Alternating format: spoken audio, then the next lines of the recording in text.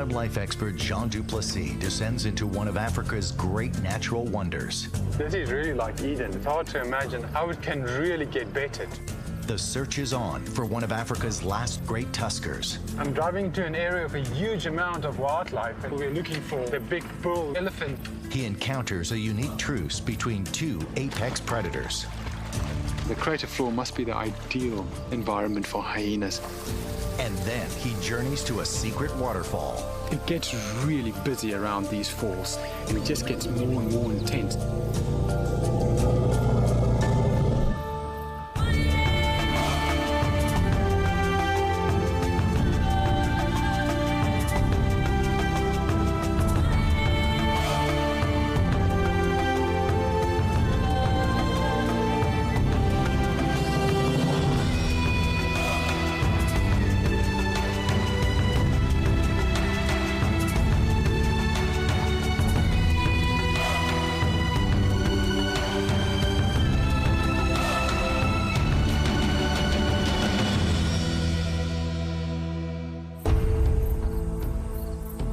A spectacular wildlife ecosystem is not something that happens by chance.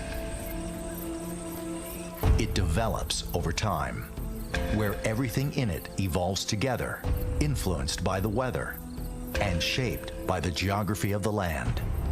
When these two elements work in harmony, the results can be spectacular. One of the best examples of this is in northern Tanzania. It has been called one of the greatest natural wonders on Earth. This is Ngorongoro.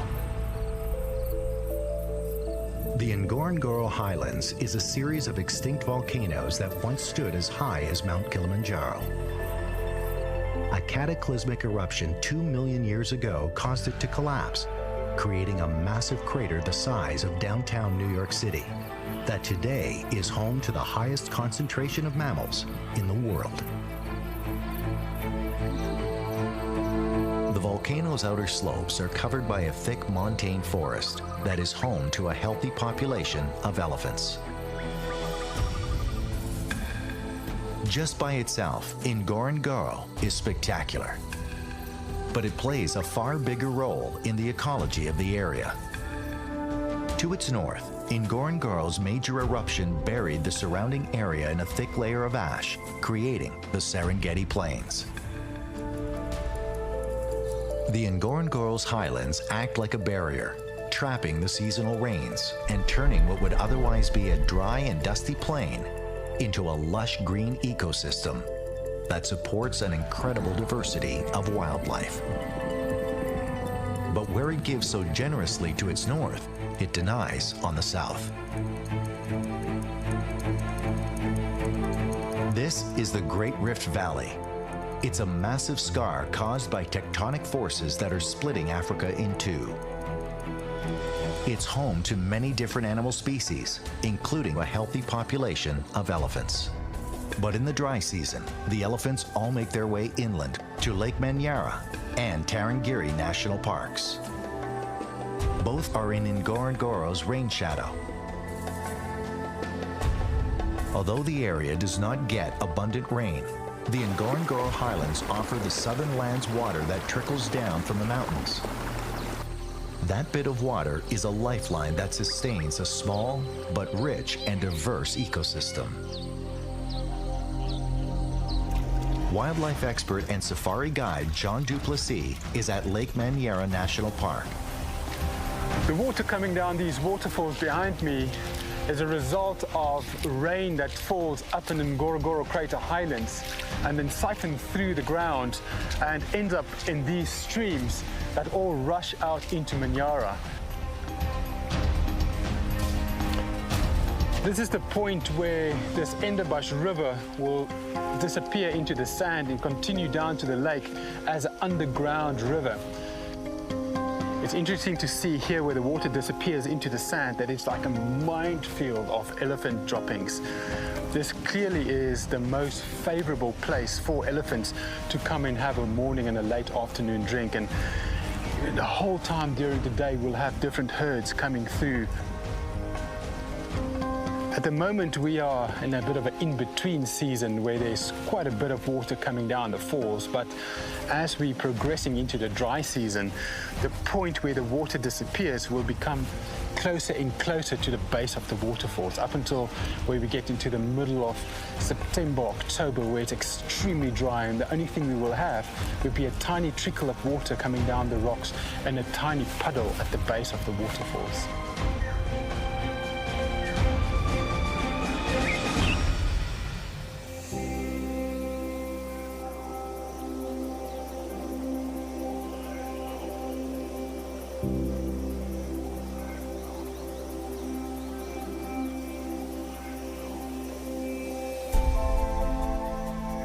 It's now September and well into the dry season. The rains in the Ngorongoro highlands have stopped and the waterfalls have been reduced to a trickle.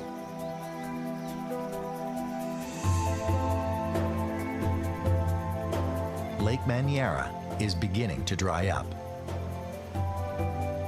Those falls become very important to wildlife in the park. This is more than likely a small group that came in here early evening to drink.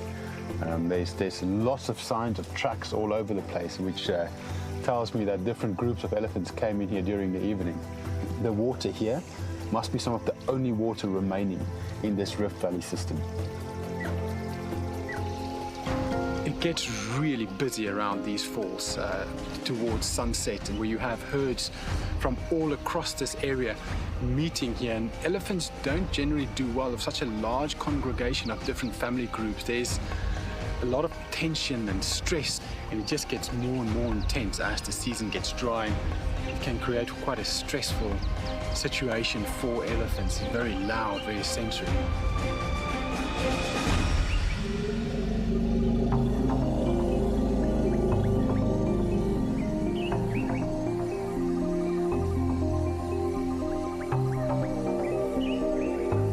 There are so many females drinking at the falls that it attracts the attention of a male elephant that has come into must. And that adds another dynamic to an already tense situation.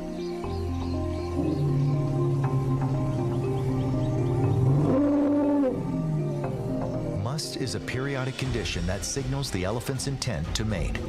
Their behavior becomes erratic, even dangerous.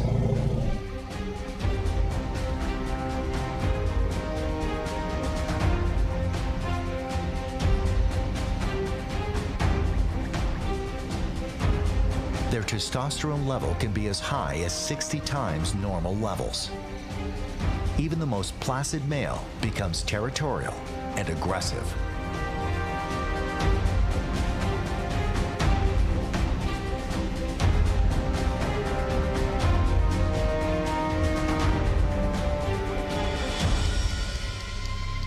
Judging from his size, this elephant is about 40 years old. He's big enough to do more than a bit of damage if he's provoked. In elephants, the must phase doesn't make him more attractive to females. In fact, because of the aggression, the mom and baby decide to leave. It's just too dangerous to hang around. After a bit of showboating, he realizes the females are only interested in a drink. So he heads downriver in search of another group.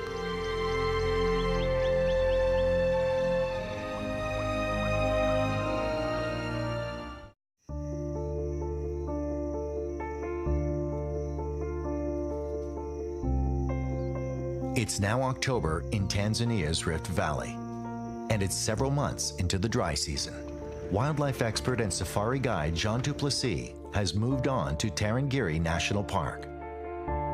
Several months without rain has caused many of the park's rivers to dry up. This is life in the rain shadow of the Ngorongoro highlands. No rain will fall now for months, and the wildlife that lives in the area all pull in closer to the base of the highlands, where the few lakes and rivers are fed by water that trickles down from above. This river is the lifeline of Tarangire National Park, and especially now during the dry season when the surrounding areas are extremely dry, it's like a magnet pulling in all sorts of animals and especially herds of elephants into the river. And what will generally happen would be in the early mornings, a family group like this would move into the river and have a drink, only to start to move out about now into the higher lying areas where there's more shade and cover, and then come back again late afternoon for another drink. Elephants have an extremely well-developed sense of smell. They can smell sources of water that are several miles away, and also water that is running below ground. Although there might be a little bit of surface water on the river right now, for most of the year, this river actually flows subterraneously. Elephants have evolved this great way to allow constant access to the water by digging big holes. I'm going to just do a little dig here to see how deep the water actually is. And the deeper you go, you eventually start to access water. This time of year, an elephant does not need to work hard at all, but as the season dries out, they will have to dig bigger and bigger holes.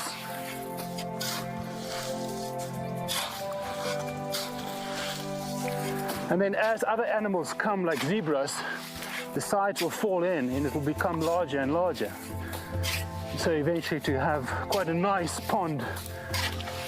And the water is a little bit dusty now, but in a few minutes, this water, the dust will settle and it will be very clear.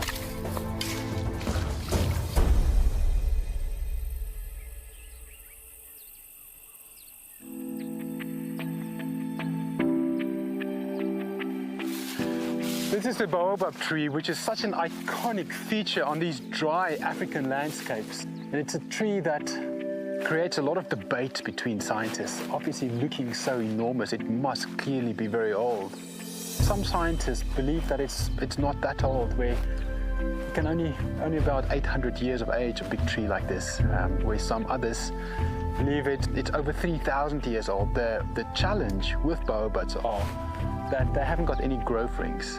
The tree is actually hollow inside and very, very fibrous and actually quite soft. And generally soft wood trees will grow quite fast. These trees form the most incredible habitats for all sorts of animals, from insects all the way through to man.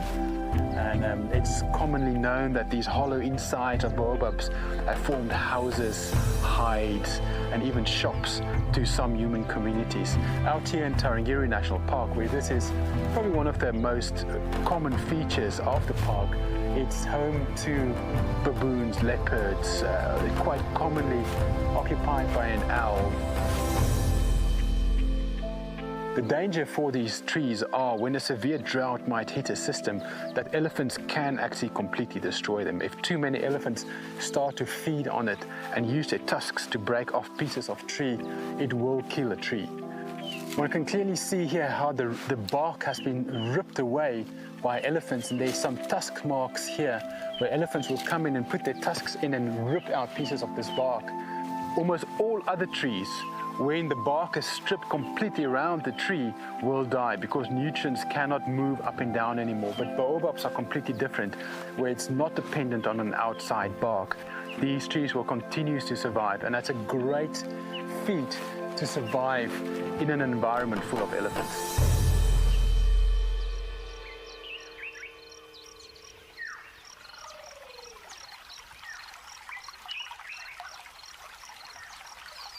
Tarangire's main river flows from the highlands, snaking its way through the park, ending in a series of swamps. I'm coming up onto Silali Swamps, which is one of the largest wetland systems in this greater Tarangire ecosystem, and the last refuge for family groups of elephants during these extreme dry seasons. And as I'm driving up on it, I can see various groups all scattered through the swamp, and as the system dries out, those numbers of elephants will just increase. Jean's trips to the swamp come to a full halt when he sees an irresistible baby elephant.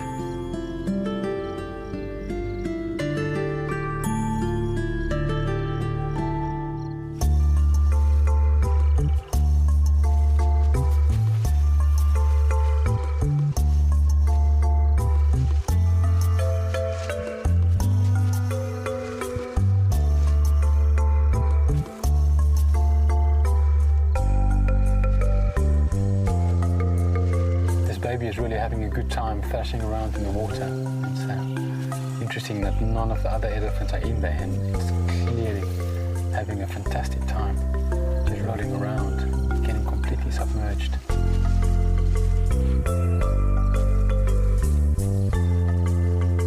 It's a really young baby, younger than a year, and it's just having an absolute ball.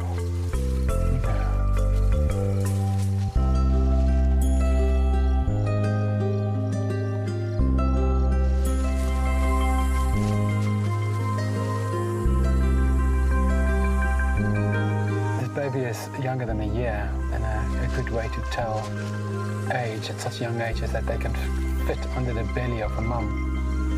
That's generally an indication of being younger than a year.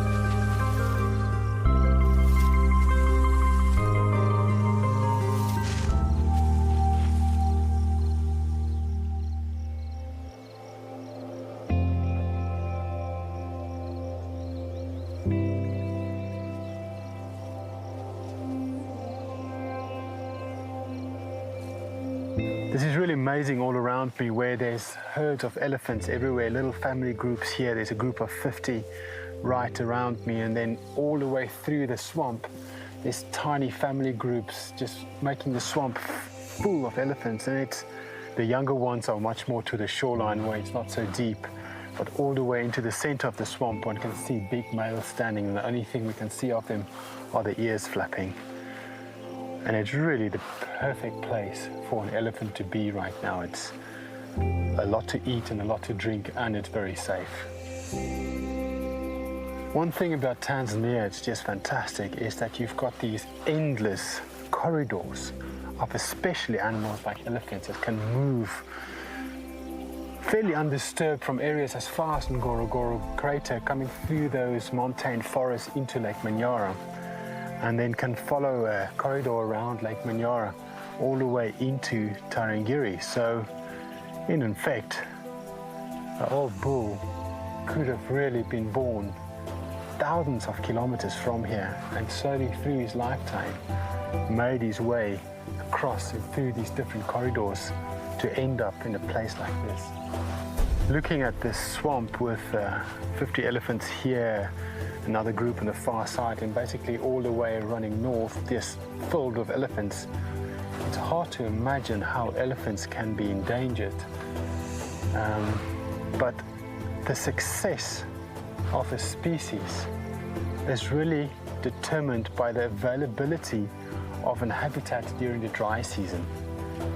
Of course, there's a lot of areas for these elephants to go to when it's wet, but it's the protection of these areas that can give them, or can guarantee them, survival during the dry seasons.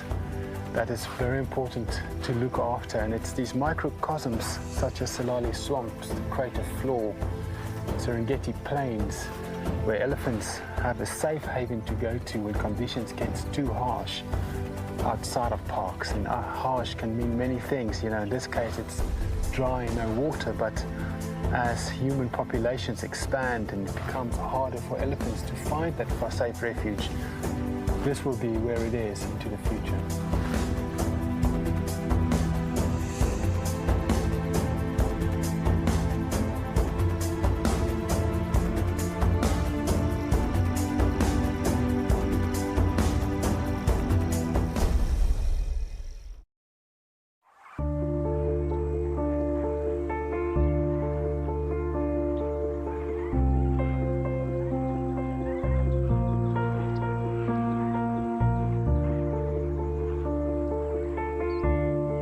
To the southern side of Ngorongoro, the dry season runs from May through to October, when the short rains begin. The name doesn't refer to the amount of rain, but rather the season. The short rain season lasts only for a few months, and it very quickly brings an end to the dry season.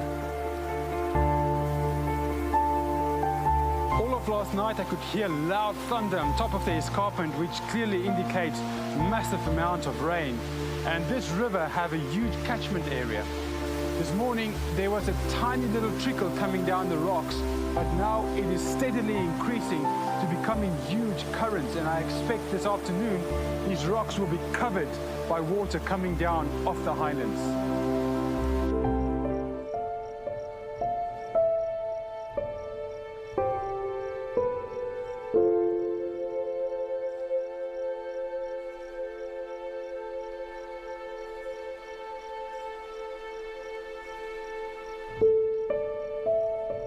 After the pools at the base of the river fill, water begins to flow.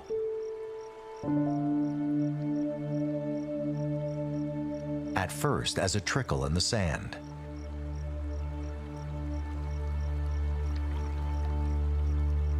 As the water from the highlands begins to collect in the tributaries, the river suddenly swells, and within an hour, huge torrents of water arrive at the falls.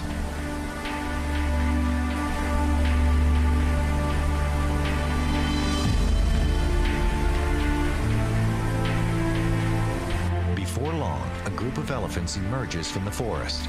They have smelled the water. They know the river is flowing.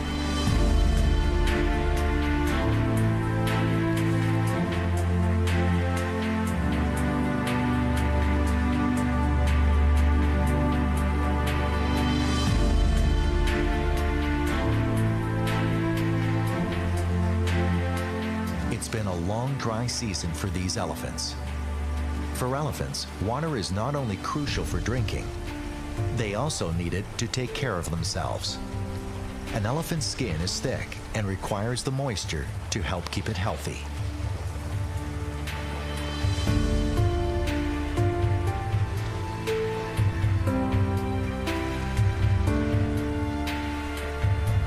I'm sitting in our Manyara camp, and this large group of elephants came down to drink at the river. And literally minutes before they arrived, this river flooded. And a river that had no water in this morning suddenly was full bank to bank. And it was quite interesting seeing the obvious joy in them to be going into the water and enjoying a late afternoon drink.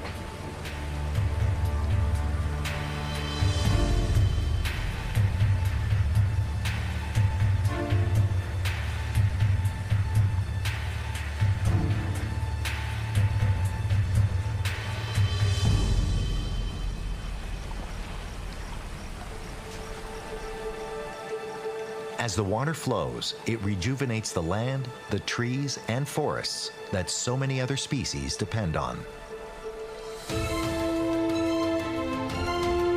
This Endofbash River is by far the largest river flowing into Lake Manyara.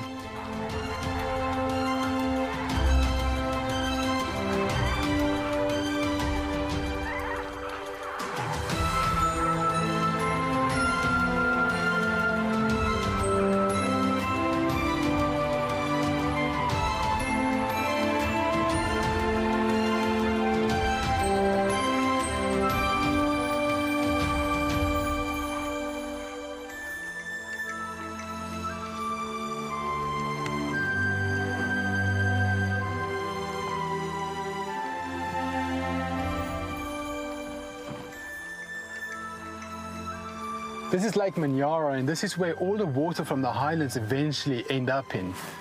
This is a really old lake, estimated about 3 million years old, and it used to be at least 5 times the size of what it is today.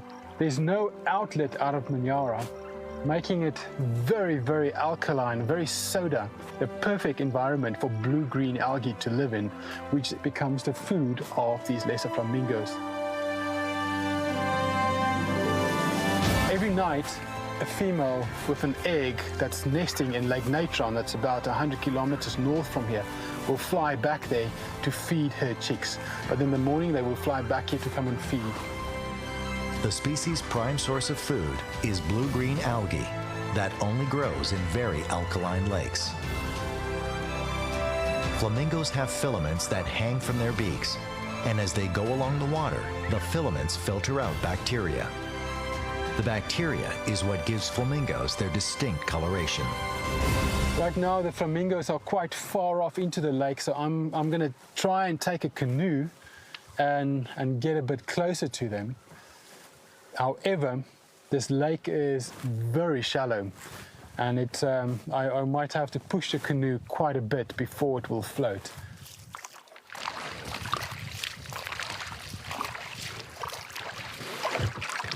Let's see if we are stuck. Nope, there we go. I'm going to head a little bit off to our right.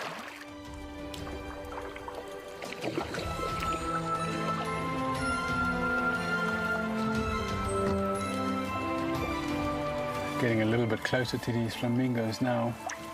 You can see that they've been sitting here in the middle of the lake for the whole day, so their wings are stiff, and they're definitely seeing me, and they're starting to spread their wings out and getting it ready to fly if they have to. Because it's interesting for me that they are all in a band here. Maybe there's a soil change where you will find more blue-green algae.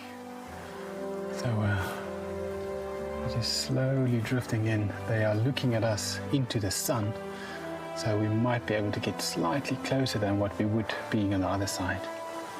They're getting a little bit nervous of us coming closer.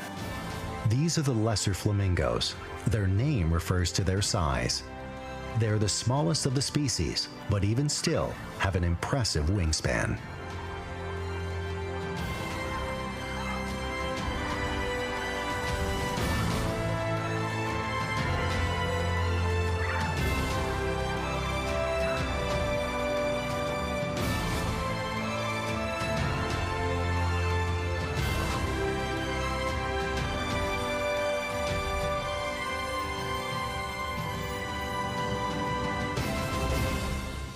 Back on the shores, Jean comes across another unique natural event that is brought on by the first rains. I'm on the shores of Lake Manyara, and the sun is setting, and as the sun's going down, one can see this reflection of millions of strands of silk, and it's really interesting what it is. It's newly hatched spiders that's doing something called ballooning. So they would climb to the top of a kind of piece of grass and just start to release silk. And as the silk gets longer and longer, eventually the wind just lifts up this entire spider and blows it away. And this is how spiders get distributed all across the world. And a spider like this might end up in a thermal, taking it 50,000 feet into the sky and blowing it to the other side of the planet. It's absolutely everywhere, and it's astonishing that one never sees these spiders, but all around us are millions. There's one right here. And tiny spiders that's making their little bodies into like a ball and just kind of cruising through the sky.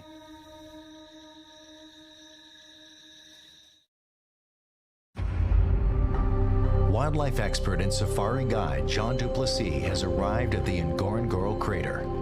It's a spectacular volcanic caldera that was created over 2 million years ago, when the Ngorongoro volcano erupted so violently that it collapsed into itself, forming a perfectly symmetrical crater the size of Manhattan. Today, the crater floor is home to the highest concentration of wildlife in Africa, including all of Africa's most iconic animals, like lion and hyena. It's also home to a number of Africa's last big tusked elephants. The big tuskers are older males drawn to the crater floor's many swamps. There is one elephant in particular that is of interest to Jean. The word is that an old male with magnificent tusks has not been seen in a while, and there are concerns that he might have died.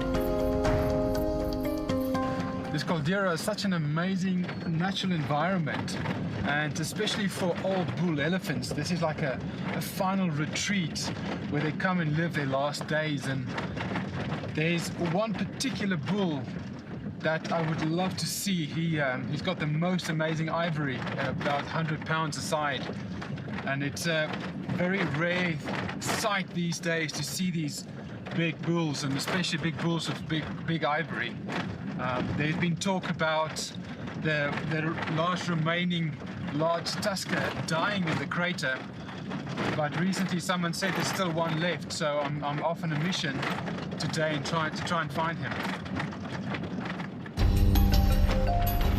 Africa's tusker numbers have been decimated by sport hunters who have targeted them specifically for trophies, and by poachers who kill elephants to supply the illegal ivory trade. I'm driving to an area with a huge amount of wildlife, and there's scattered bulls of elephants in between the wildebeest and zebras, and we're going a bit closer now to see if the big bull we're looking for might be in between them.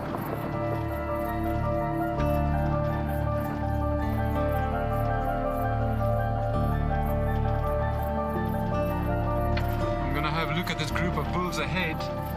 There's 5 or 6 over here, but quite a few more groups off in the distance, and then some scattered lone males as well. So I'll pull up here and start to scan them a bit, because the best way to see them is to just stop and take your time and look through it.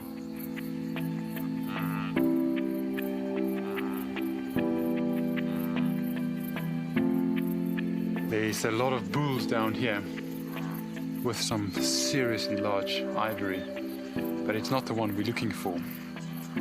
That elephant we're after has ivory that's almost touching the ground, and he's struggling to walk. He needs to keep his head up. It's extremely rare to see elephants like that, and he likes to hang out in swamps. So we're going to have to continue and look a bit more. However, these ones have impressive ivory as well. The Ngorongoro crater gives us a glimpse into what parts of wild Africa must have looked like 100 years ago or more. It has largely remained cut off and secluded from human advancement that has decimated wildlife across much of the continent. Jean is heading to an area where small rivers feed several swamps. It's a place he knows he's guaranteed to find old bulls. I'm at one of the major water holes in the crater, and we found a great old bull elephant in it. And this is a great example of why elephants kind of make the crater almost like a retirement home. Elephants have 6 sets of molar teeth through their life, and they gradually use those up as they grow old. And when they are between 55 and 60, they've generally used up all of their teeth. So it's very hard for them to live out in the forests and feed on things like bark and twigs and stuff. So they need to come down to places with swamps and soft grass, and the crater floor is perfect for that, with quite a few of these little swamps. Yeah, this guy's having a good old time feeding on some of this water lettuce. You know, it's sad though that this is where elephants start to decline. Feeding on greenery like this does not sustain these huge bodies, so elephants slowly decline from here. And that's where the term elephant graveyards come from, because generally elephants would die in swampy areas like this. And this morning we've already seen a huge amount of male elephant on the floor, and I think that number is increasing the whole time as there's males on the rim, of course, that's getting older. Ngorongoro has resisted attempts to change it. At the turn of the century, German settlers tried to colonize the area and cultivate the crater floor. They tried to clear the area of all its wildlife, but it was a losing battle, and they gave up and moved out. Ironically, it was because of sport hunting that the area ultimately won its conservation status. It became a protected area in the 1920s as part of the Serengeti Game Reserve. Now its healthy population of animals living their natural lives is bringing in tourists. Some feel that tourists coming through in vehicles is an environmental problem in the making. You know, and who said the crater is overrun and spoiled? Anything that is overrun with is animals. Here in this plain in front of me must be 30,000 animals of 15 different species. Quite an incredible sight. There's very few places in the world where one can witness something like this. Night is starting to fall. Aside from the park rangers, no one is allowed on the crater floor. So Jean will make his way back up to spend the night at La Mola Camp on the crater rim.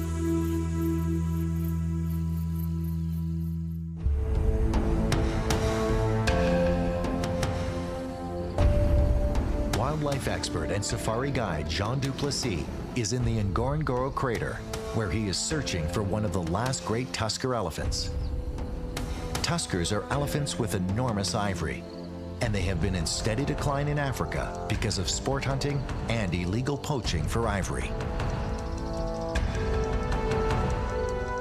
He is searching for one particular male, a legendary old and rare elephant with tusks so huge it has difficulty lifting its head when walking.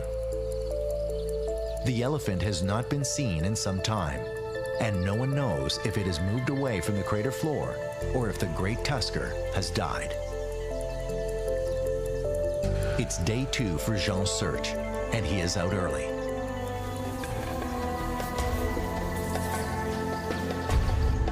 Ngorongoro has a high population of elephants, but they are usually found in the montane forests above. There's a breeding herd of elephants on the crater floor, and this is extremely unique. In 20 years of working and being on the crater floor, I've never seen females and calves right here on the bottom of the floor, sometimes on the edges of the forests. But to see them on the floor is almost unheard of. They are very nervous. They are running from side to side, and any vehicle starting up and any new noise obviously scares them and they change direction. It's not an uncommon thing to see elephants on open plains like in the Serengeti, but that would be a matriarch that knows the area. She's been there many times, and her confidence trickles down to the rest of the herd, making them all feel confident. This is completely the opposite, where they are all nervous. They all have their trunks up the whole time, smelling, trying to take in new scents. This matriarch has never been here. This is going to be a tough day for them, and I hope they eventually find their way to the west of the crater where there's a nice forest with fever trees. So at the moment they're still out on the plains. They've calmed down a little bit, and I think they're also really tired. Jean will keep an eye on this group. Hopefully, they will find their way out. Jean decides to move to higher ground, where he has a better vantage point and can scout for the tusker. On his way, he comes across a pride of lions. Like most animals in the crater, there is unique behavior here among predators. An average lion pride's home range in the Serengeti is comparable to a large urban city, but that's not possible here in the confined area of the Ngorongoro. There have been as many as 6 prides at one time within the crater. And by the look of these two, they will add to those numbers. It seems like there's 2 mating pairs in this pride of lions, and it's interesting looking at this pride here. I am not seeing any cubs.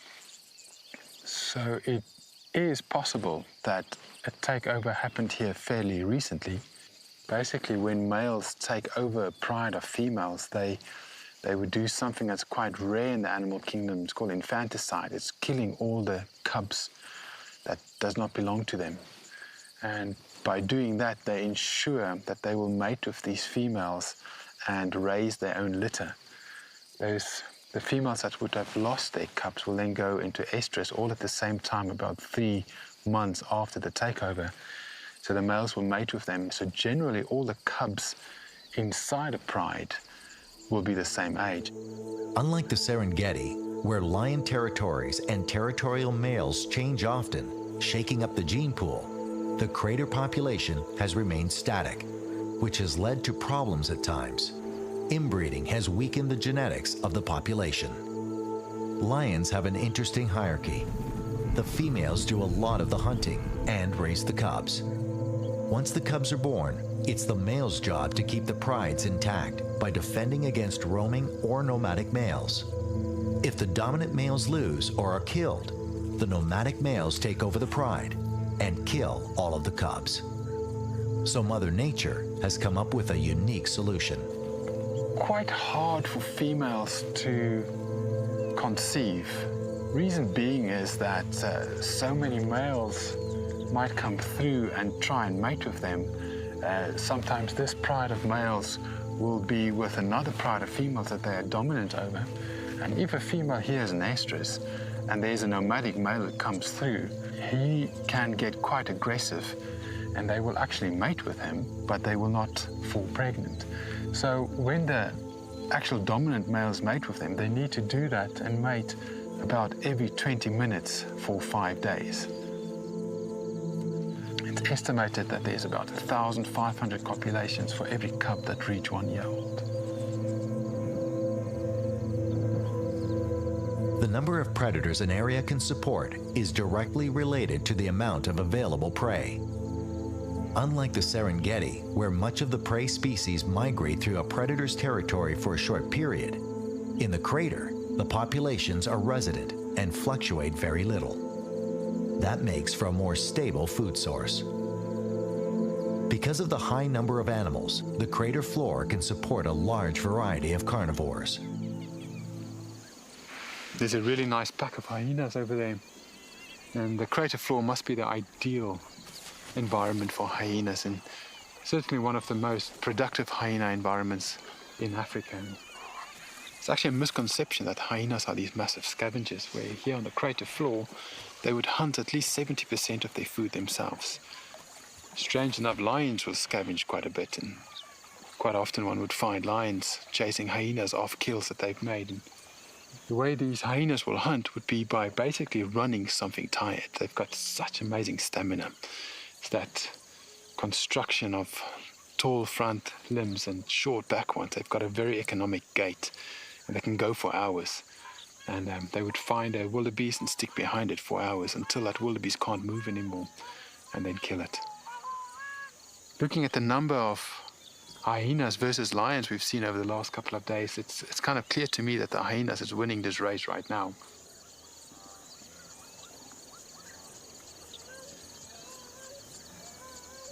There's a really nice group of hyenas here with a lot of young pups. It's pups of different sizes and ages, and there's 2 females. It's probably from the 2 of them. Within a hyena clan, there's a lot of jealousy and competition because of a hierarchy. The pups of the dominant female or the alpha female will always be under attack by lower ranking hyenas and their pups. Hyenas also have extremely rich milk, so that enables a mother to go off and hunt, feed, and potentially stay out there for a night or 2 before she will come back and feed her cubs, and the cubs will survive just on the milk that they drank before. This female off here to my right is a little bit bloody. She might have been in a fight, or they might have made a kill last night.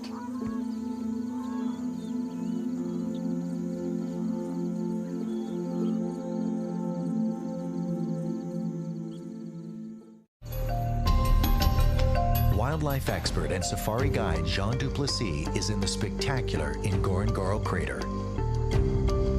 He's searching for an old tusker elephant that some fear may have died. He's an important animal, one of the last few remaining big-tusked elephants that remain in Africa. While Jean has been looking for the elephant, he has come across 2 of the most prominent predators on the crater floor. As Jean is watching the hyena, several of the animals with blood on their fur head off into the distance. This can only mean one thing. The hyena are feeding on a kill. This is one of the coolest sightings I've seen in many years. It seems like what happened was these 2 male lions must have chased a buffalo. They didn't quite kill it, and it went for refuge in the water and died there.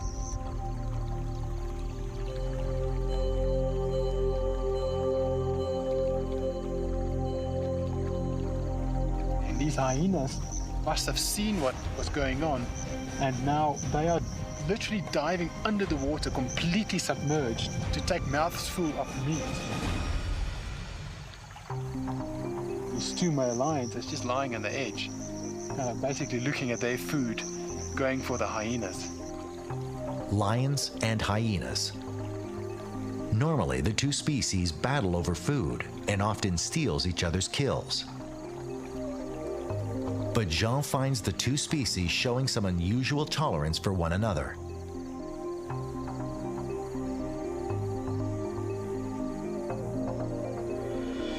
While Jean has been focusing on the situation between the lions and hyenas, something incredible happens.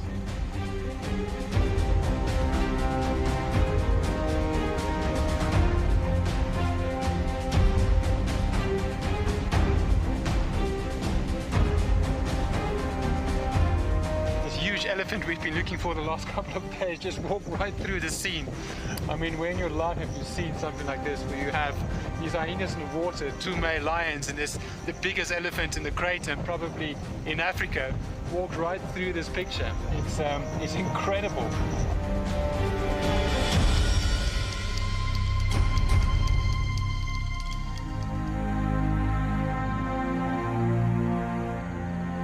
The most amazing tusks. This must be one of the largest elephants remaining in Africa, and especially the size of his tusks.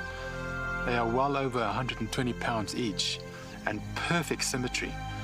It's very, very rare to see an elephant like this, and there must really only be a handful left in Africa. And this is one of the last of a kind. The gene of big tuskers are getting less and less, and it's going to be many years before elephants like this are out in the wild again. The crater is just such a perfect environment and place for these old males to survive and get old. All around the edge of the rim are observation points where rangers are looking into the crater and making sure that no poaching happens. And it's kind of been like this since the early 1900s, and poaching has been really, really under control here on the crater floor, allowing huge elephants like this to become old and massive like this. This old elephant may be the last of a dying species. For decades, elephants with large tusks have been killed for their ivory. Scientists believe that with the big tusk gene being eradicated, elephants are now being born with smaller and smaller tusks. And it's possible that one day we may see elephants with no tusks at all.